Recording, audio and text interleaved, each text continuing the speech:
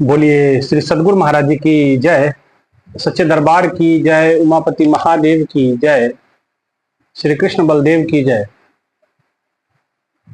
प्रिय भगवत प्रेमियों, हमेशा की तरह आज भी प्रभु के चरणों में बैठ सत्संग विचारों को श्रवण कर रहे हैं। प्रभु की असीम कृपा अनुकंपा से हम सभी नियमित सत्संग विचारों को सुनते हैं और आशा है, उम्मीद है कि आप सभी इन सत्संग विचारों को अपने जीवन में धारण भी कर रहे होंगे, क्योंकि इन विचारों का लाभ तभी है जब आप अपने जीवन में उन्हें स्थान दें, अपने चरित्र में इन विचारों को ढालें। भाइयों बहनों, भक्ति का पथ बड़ा अनूठा पथ है, बड़ा अटपटा पथ है। संत के जो मार्ग पे हम चल रहे हैं, संतत्व के जो पथ पे हम चल रहे हैं, ये पथ बड़ा निराला पथ है। ये हर किसी को ये पथ रास नहीं आता है, ये मार्ग हर किसी को अच्छा नहीं लगता है, ये मार्ग हर किसी को नहीं भाता है। ये मार्ग शांति का मार्ग है, ये मार्ग असीम परब्रह्म में मिलने का मार्ग है। ये मार्ग आपको नर से नारायण बनने का मार्ग है। ये अंधेरे से प्रकाश की ओर बढ़ने वाला मार्ग है। ये मृत्यु से अमृतत्व की ओर जाने वाला मार्ग है। परंतु इतनी विशेषताओं के होने के बाद भी ये आज के मानव को इतना अरुचिकर क्यों लगता है? इसमें कोई संदेह नहीं कि इसमें असीम शांति छुपी हुई है इस मार्ग में, लेकिन इतना कुछ होने के बाद भी, इतने गुणों वैशिष्ट से भरपूर होने के बाद भी ये मार्ग के प्रति आज का मानव समाज क्यों इस भक्ति के पथ पे अग्रसर नहीं हो पाता, क्यों नहीं आगे बढ़ पाता? आज विचार करेंगे इस बात के ऊपर। भाइयों बहनों, ये भक्ति का पथ है। महापुरुषों ने कहा कि इतना आसान ये रास्ता है नहीं जितना लगता है, लेकिन अगर इस रास्ते की समझ आ जाए तो ये रास्ता आसान भी हो जाता है। बस इसमें अपनी समझ को सही करना पड़ेगा। हमारी जो समझ है वो संसार के प्रति अधिक है और स्वाभाविक तौर पे है माया के वशीभूत होकर के जब से जन्म लिया, आंखें खुली, बाहर देखा, बाहर सुना, बाहर की बातें की, बाहर के रसास्वादन किए, बाहर के दृश्यों को देखा, बाहर के रिश्ते नातों को देखा, अंतःकरण से आपका कोई सरोकार रहा नहीं। तो इसलिए बात सीधी सी है कि जिसमें आदमी रहता है वहीं उसकी लगन भी लग जाती है। जहां इंसान रहता है वहां उसे अटैचमेंट भी हो जाता है। परंतु ये अटैचमेंट इतना अधिक हो जाता है कि अब हम इस जगह की वास्तविकता को समझ नहीं पाते। मैंने पहले भी कई बार सत्संगों में आपको समझाई ये बात कि ये संसार कुछ समय के लिए हमें मिला है ना, तो कुछ समय के लिए मिला, इसका मतलब आपको छोड़ के जाना है। लेकिन अटैचमेंट के कारण आपको लगता है कि आप इस जहां को छोड़ के जाएंगे नहीं, लेकिन छोड़ के तो जाना पड़ेगा।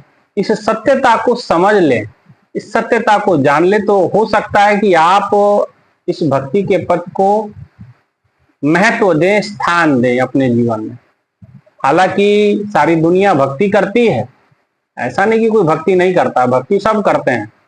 भक्ति करे सब लोग संतों, लेकिन सब दुनिया भक्ति करती है, सारे दुनिया जहान के लोग भक्ति करते हैं, लेकिन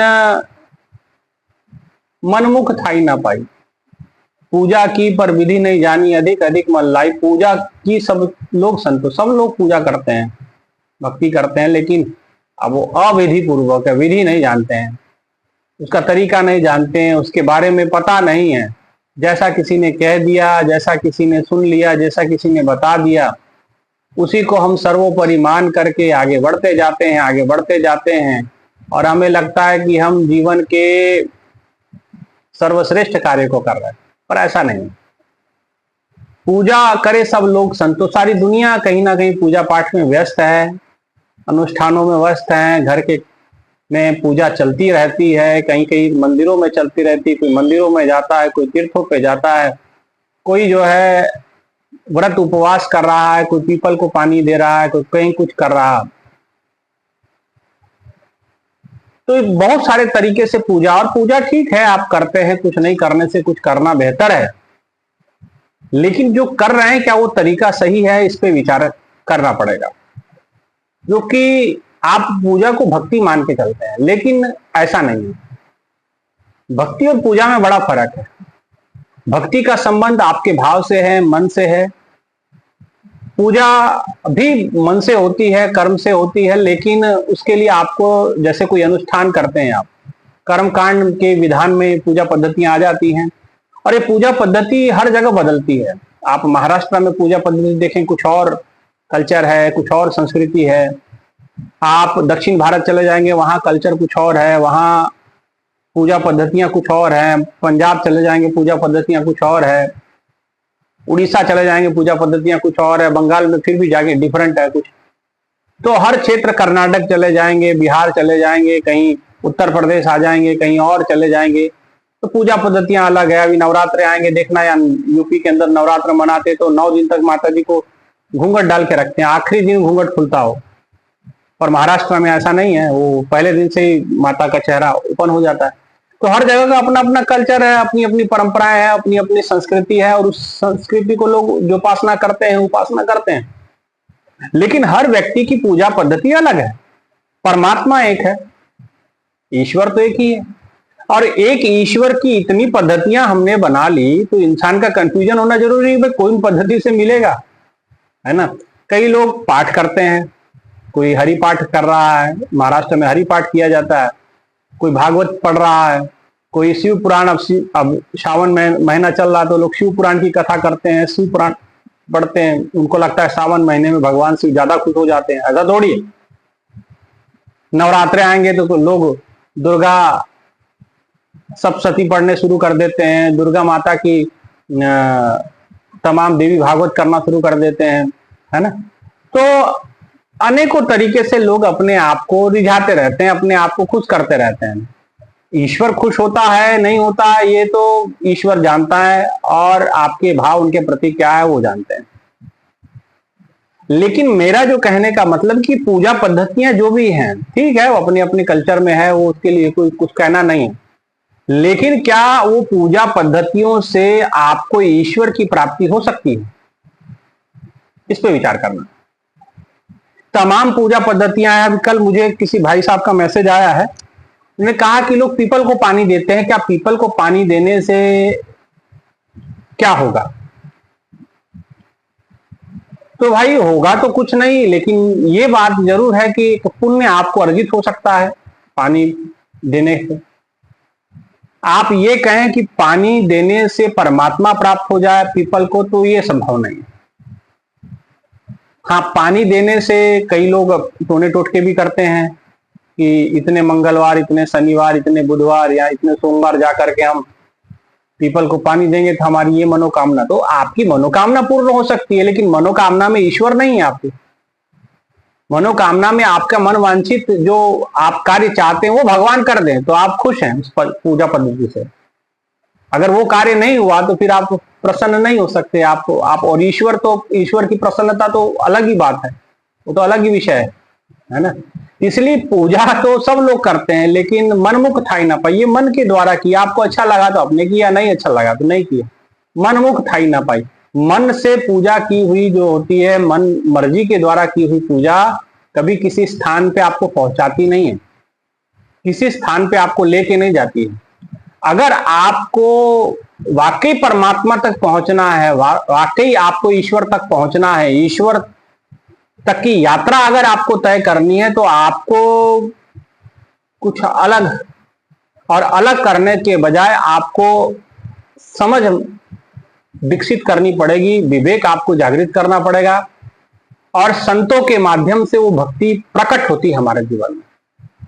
अभी आप पूजा पद्धतियों में उलझे हैं, किसी को व्रत लगता अच्छा तो व्रत कर रहा है ना, लेकिन ये पद्धतियां पूजा की है, लेकिन भक्ति इसमें से बिल्कुल अलग है।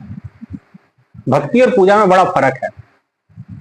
भक्ति में भगवान चाहिए, भक्त चाहिए, तब भक्ति प्रारंभ होती है। पूजा में तो आप हैं, आपने पंडित जी हैं, कुछ पूजन सामग्री है और कुछ मंत्रों का उच्चारण है, जैसा जैसा पंडित जी कहेंगे वैसा वैसा करते जाना है। वो पूजा आपकी, वो अनुष्ठान कुछ इस प्रकार से हो जाते हैं।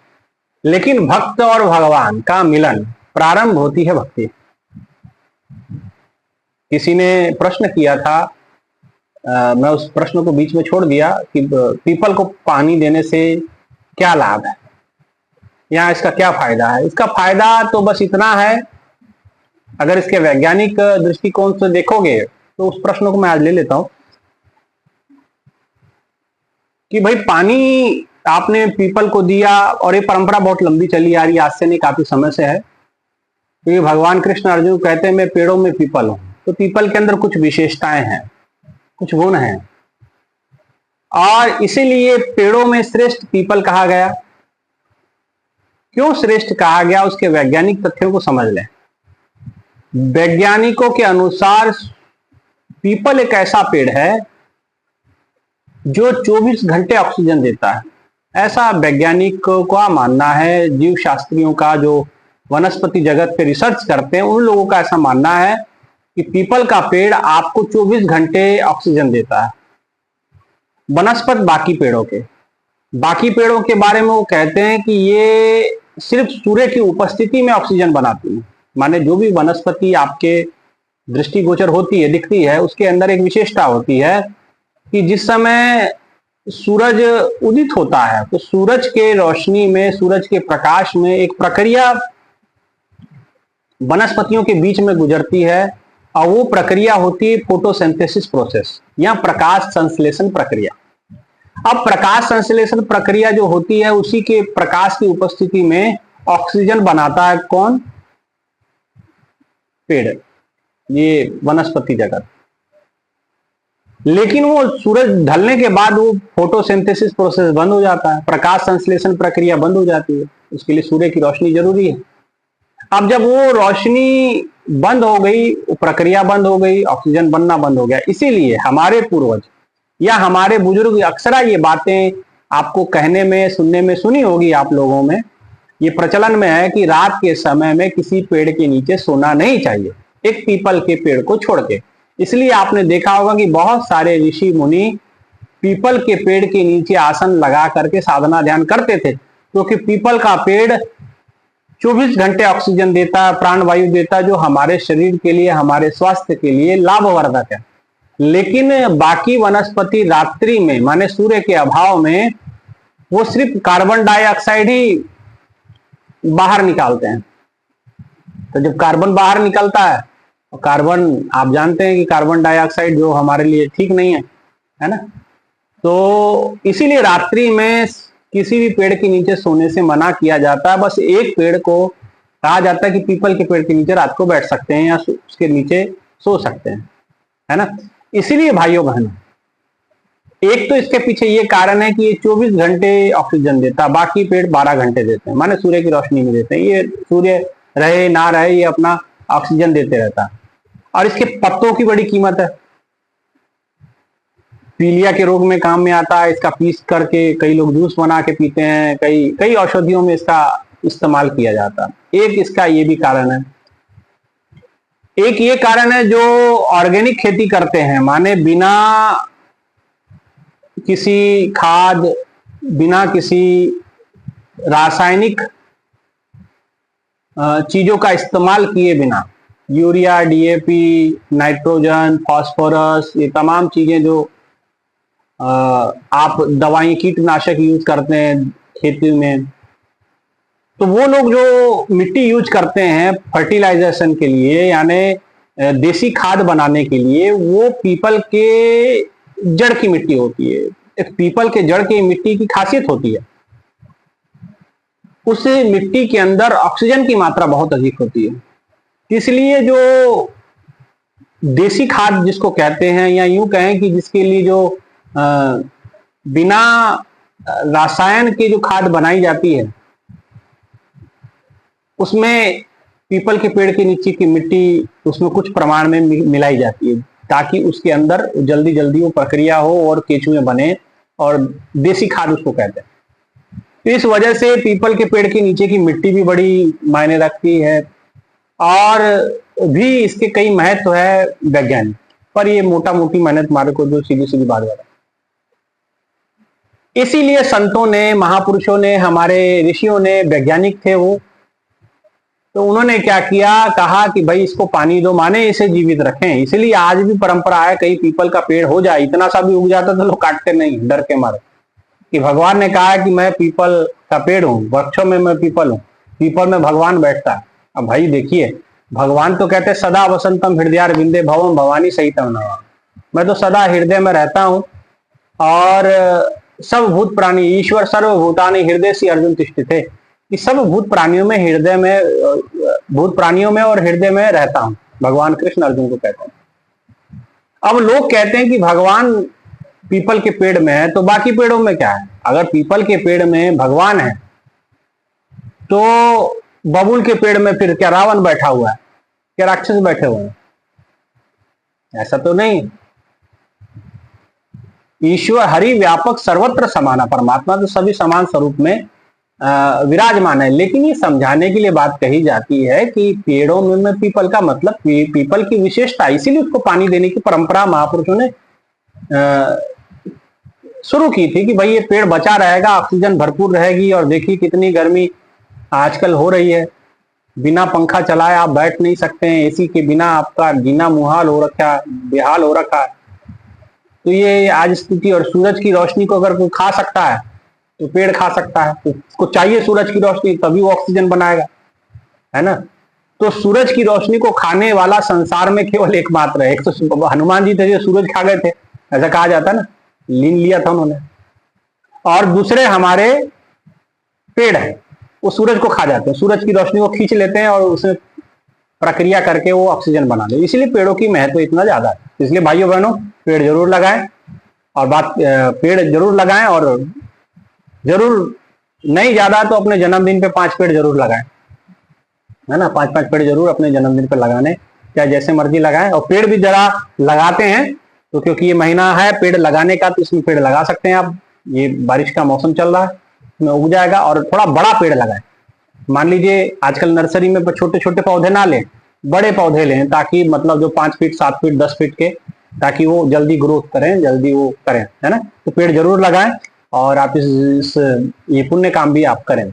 अब उन्होंने जो मेरे से प्रश्न किया था कि पानी देने से क्या पुण्य प्राप्त होता है? जी, पुण्य मिलेगा, कोई समस्या नहीं है, पानी दे सकते हैं, पानी का पुण्य तो प्राप्त होगा। लेकिन आप ये ना सोचें कि पानी देने से आपको भगवान मिलेगा, ये भ्रम में ना रहे। भगवान को प्राप्त करने की विधि कुछ और है। इसलिए तो कहते ना, तुम हो एक अगोचर सबके प्राणपति, कह विद मिलूं तुमको मैं कुमति, कि मेरी मति कुमति है, मेरी मति सुमति नहीं भरी हुई, मेरी मति में कुमति उपजा हुआ है। तो मेरी प्रभु, मुझे ऐसी विधि चाहिए जिससे परमात्मा तू मिले। किस विधि मिलूं तुमको मैं कुमति, मुझे वो विधि चाहिए।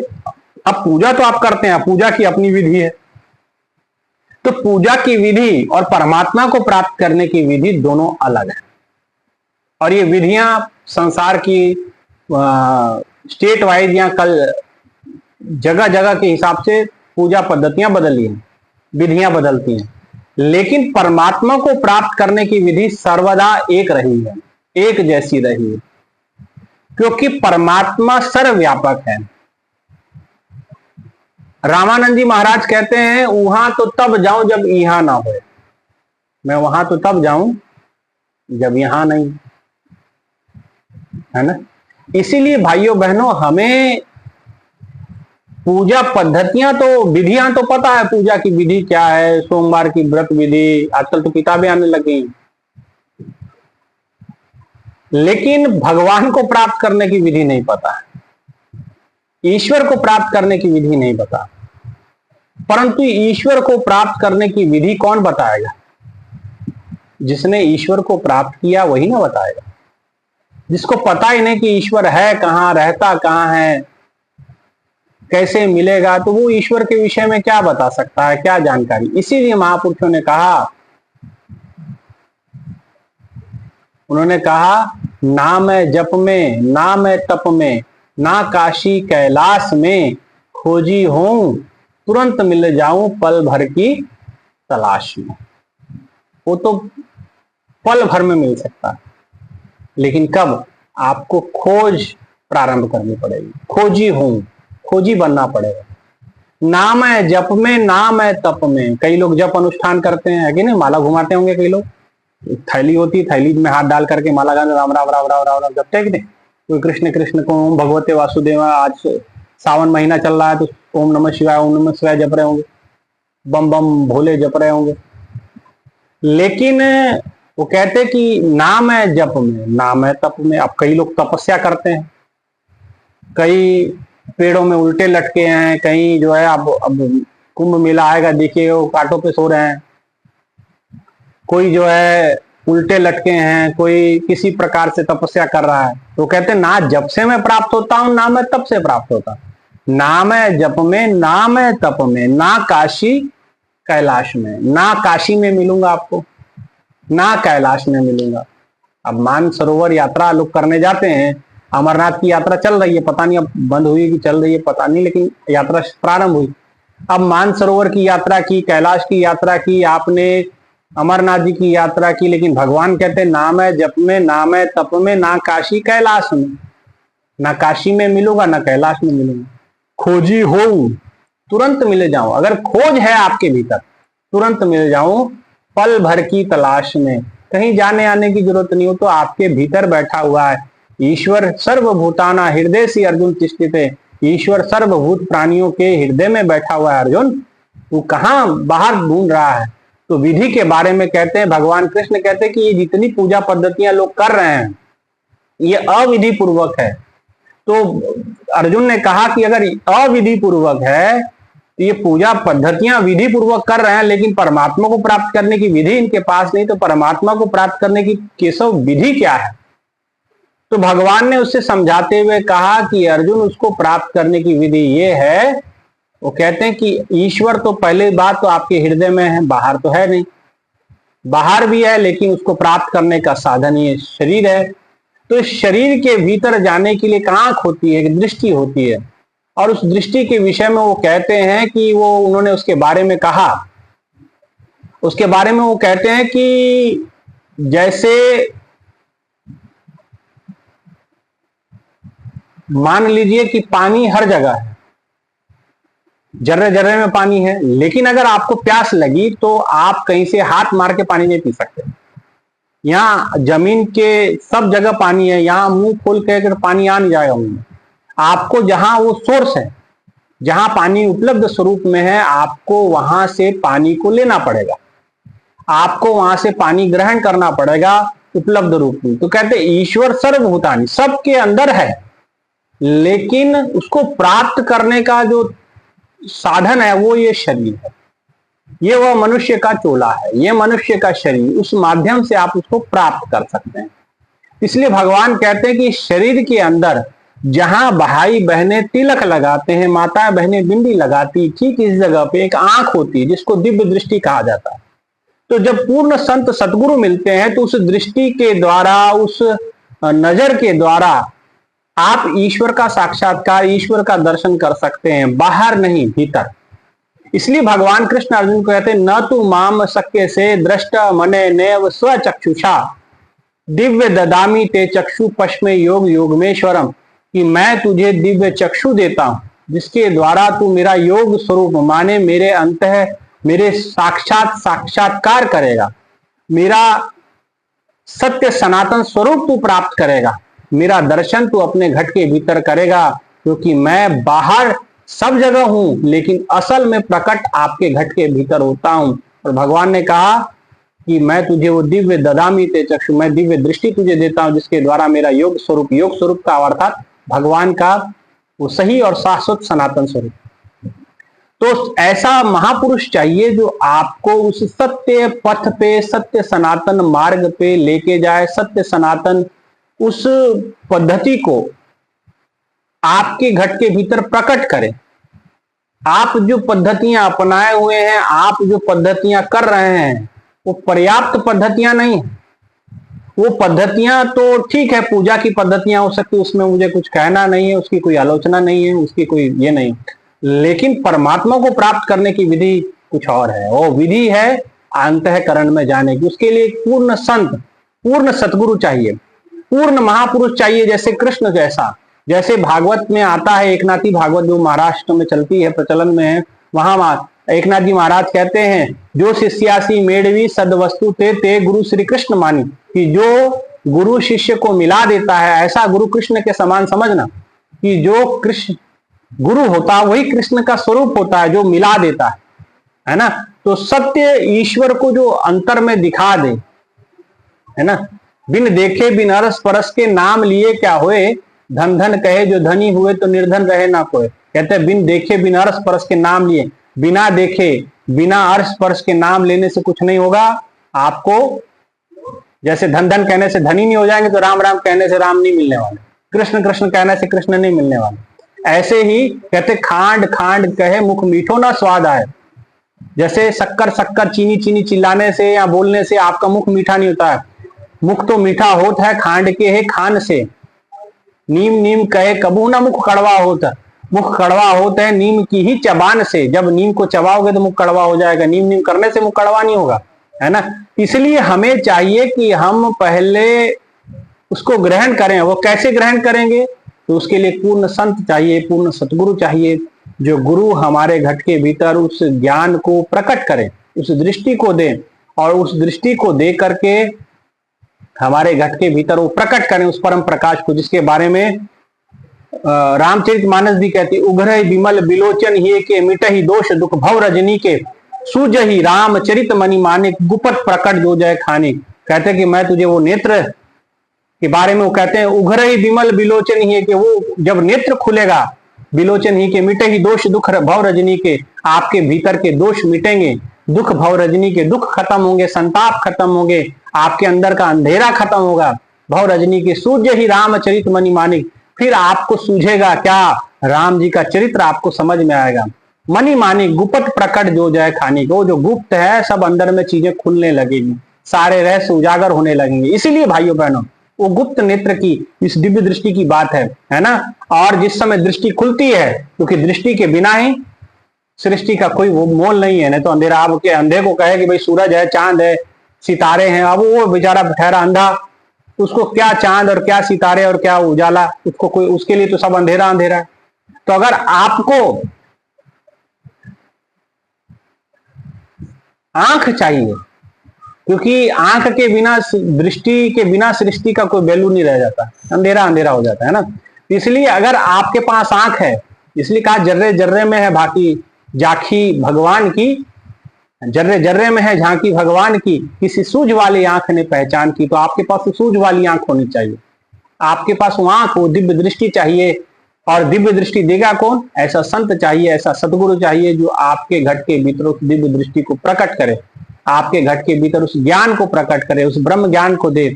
और ब्रह्म ज्ञान जैसे गुरु हाथ शिष्य पे रखेगा, गुरु हाथ धर्यो मेरे माथा, जैसे गुरु ने हाथ मस्तक पे रखा, आपका ये नेत्र खुलता है ना। और इसके बारे में जब नेत्र खुलता है, तो जैसी आंखें बाहर देखती हैं, वो आंख अंदर की ओर देखती हैं। जैसे आंख अंदर की ओर दिखती है, आंख का काम देखना है, तो अंदर कौन बैठा है, सदा वसंतम हृदयारविंदे, अंदर भगवान बैठे हुए हैं, सदा बैठे हुए हैं। और इसका जब जैसे दृष्टि खुली, वो अंदर में दिखने शुरू हो जाते हैं। अब अंदर कैसे है, किस रूप में है, ये भी बात है। तो भगवान के स्वरूप के बारे में कहता है, परम प्रकाश रूप दिन राति, नहीं कछु चाहिए दिया घृत बाती। अंदर में प्रकाश के रूप में वो विराजमान है। अभी आंखें बंद करें तो अंधेरा अंधेरा है, लेकिन जैसे गुरु का ज्ञान मिलेगा, दृष्टि खुलेगी, तो कहते उजाला है, उजाला है घट भीतर उजाला, घट के भीतर उजाला हो जाएगा, रोशनी हो जाएगी, प्रकाश हो जाएगा। और इसीलिए कहा गया अस्तो मां सदगमय तमसो मां ज्योतिर्गमय। अगर आपको अंधेरे से प्रकाश की ओर जाना है, तो एक संत सतगुरु की आवश्यकता है, पूर्ण संत की, पूर्ण सतगुरु की, जो माला ना दे, मंत्र ना दे, कान ना फूके, आपको भगवान का दर्शन उस साक्षात ईश्वर से मिला दे, जोड़ दे, परमात्मा का दर्शन करवा दे, ठीक है ना। इसलिए, और जब मिल जाए तब आपकी भक्ति का प्रारंभ होता है। मैंने भक्ति मार्ग में बताया कि प्राथमिक प्रारंभ कहां से होगा, वो प्रारंभ होगा जब आप ईश्वर की प्राप्ति गुरु के माध्यम से करते हैं, भक्त आप बने, शिष्य आप बने, और आपको भगवान मिल गए, और जब भगवान मिल गए तो आपका कार्य, भक्ति मार्ग आपका शुरू हो गया। फिर आपकी भक्ति शुरू होती है। भगवान नहीं मिले, आप जितने मर्जी पूजा पाठ अपने आप को भक्त कहलवाइए, कोई फर्क नहीं पड़ता। ईश्वर की तो प्राप्ति है नहीं। ईश्वर की प्राप्ति करें तब ना आपको भगवान मिलेंगे, तब ना भक्ति मार्ग की। अब भगवान कहीं मिल नहीं रहे और भक्त बड़ी भीड़ हो गई है, पहले भगवान से दर्शन और फिर वो मार्ग प्रशस्त हो जाता है, फिर उसकी ध्यान किया जाता है, साधना की जाती है।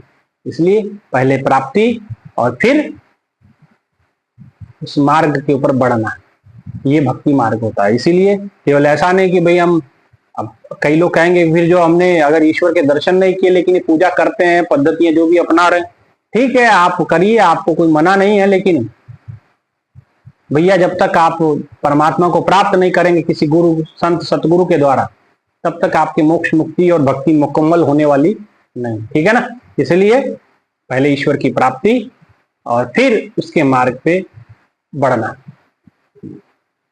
और तभी हम भक्ति मार्ग पे दृढ़ता से चल पाएंगे। ऐसे नहीं तो तेल और पानी का जैसे मिलाप नहीं होता है, ऐसे आपका भक्त और भगवान का मिलाप नहीं है, और भक्ति कर रहे जाने बिन ना होए प्रतीति, बिन प्रतीति न होए प्रीति, बिन प्रीति नहीं भक्ति दृढ़ाई, जो खगपति जल की चिकनाई। जल और चिकनाई कभी एक साथ नहीं रह सकते, है ना। इसलिए आपको पहले अपने आप को परमात्मा से मिलाना होगा, गुरु की कृपा से, गुरु के माध्यम से, संत के माध्यम से। और संत जब मिलेंगे तो आपका ये द्वार खुलेगा, दिव्य दृष्टि खुलेगी, फिर आप अंतःकरण में उस भक्ति के मार्ग पे बढ़ते चलेंगे। ये प्रारंभ होता है, ठीक है। भक्ति मार्ग का प्रारंभ मैंने आपके सामने रखा, है ना। ये विचार है कि कैसे इस भक्ति पथ पे हम, प्रारंभ कैसे होती है भक्ति, तो ये उसकी प्राथमिक अवस्था है। जब गुरु मिलता है और वो ज्ञान देता है, वो दिव्य दृष्टि खुलती है, अंदर में परमात्मा की प्रकाश की प्राप्ति होती है, भगवान की प्राप्ति होती है, भक्ति वहां से शुरुआत, ठीक है ना।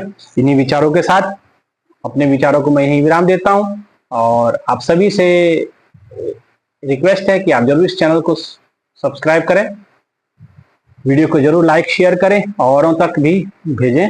इतना ही कहते विचारों को विराम। बोलिए श्री सद्गुरु महाराज जी की जय, सच्चे दरबार की जय। धन्यवाद।